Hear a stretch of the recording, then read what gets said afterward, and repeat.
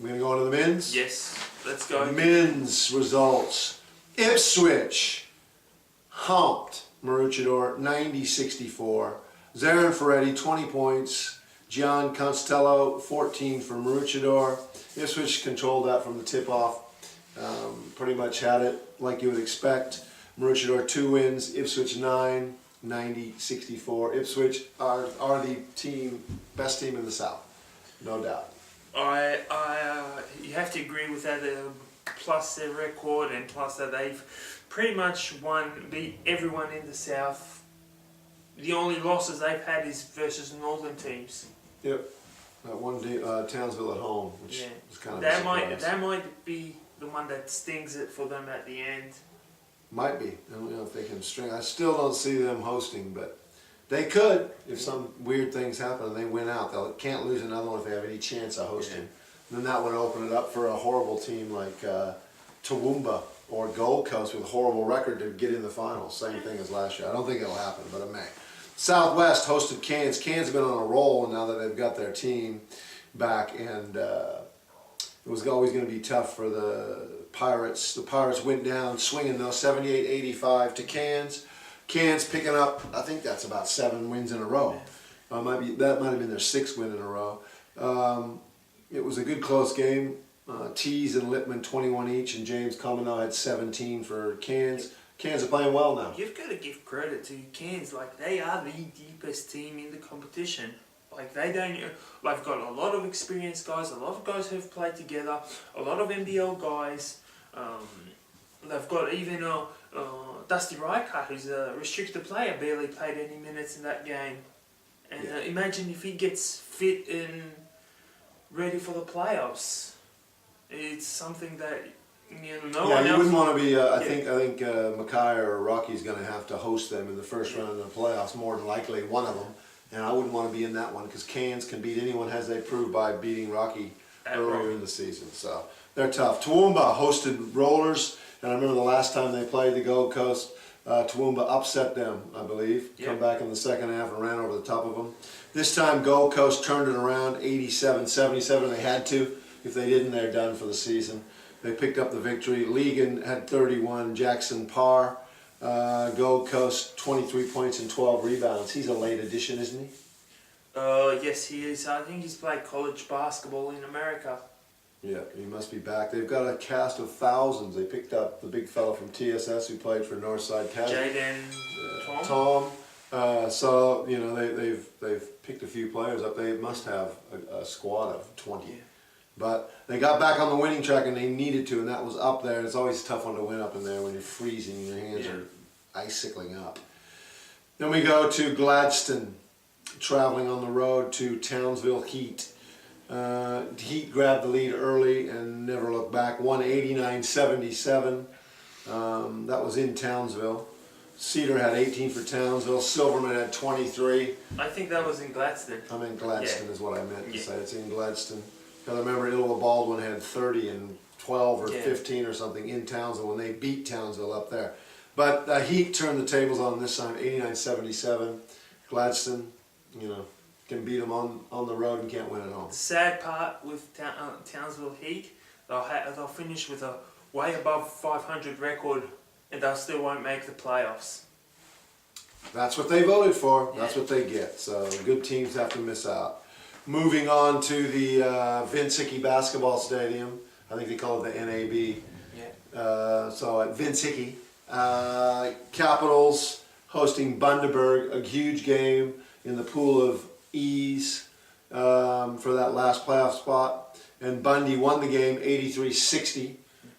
Brisbane, like I said, without Mitchell McCarron, lost their way. And they'll struggle to win another game is my call for the season. But Bundaberg, monumental error in my opinion. They needed to win that game by 26 or more to achieve the split on Brisbane. They failed to do that. So what that means is Bundy have to win one more game than Brisbane. Yeah. So, it was I think it was a stuff up from what I know the Brisbane coach, Dale Daisy Ryan, called timeout with about 3 down 25 to remind his troops they needed to watch that total and I'm under the impression that Bundy didn't know it was a 26-pointer. I find that hard to believe. But they did win the game and they humped them at home. Brisbane. I remember a similar situation once at the 2010 Under-16 Nationals. Queensland South was playing Western Australia. no, it was playing New Zealand, and one of the teams didn't know what happened.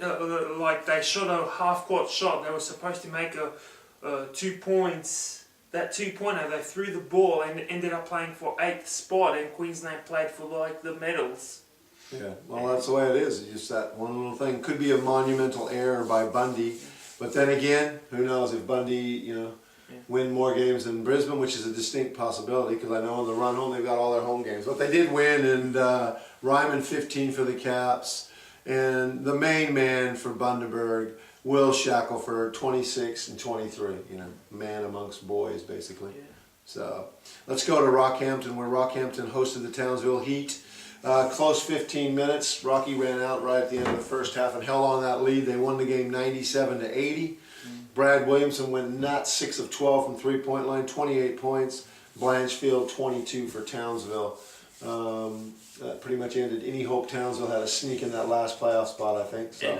And I was predicting that if Townsville played their absolute best, they could have had a shot with Rockhampton Rockets. So Yeah, I didn't think you were on to anything there. But Rocky, once again, proving how tough it is to win up there. And that was the second game, backed up after Gladstone the night before. Let's go to Brendale, where the Fighting Wizards of Northside hosted the Bundaberg Bulls.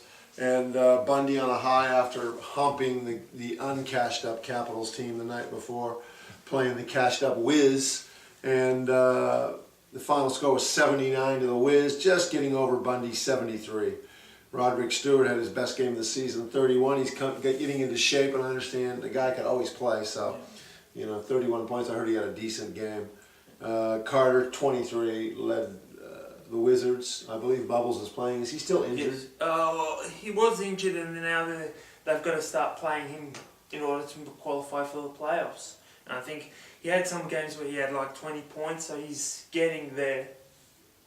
So Northside, pretty much locked up that top spot if they hadn't already. Yeah. Because they own the split on both the teams behind them. So it's going to be Northside winning the pool of ease or the pool of puke or whatever you want to call it.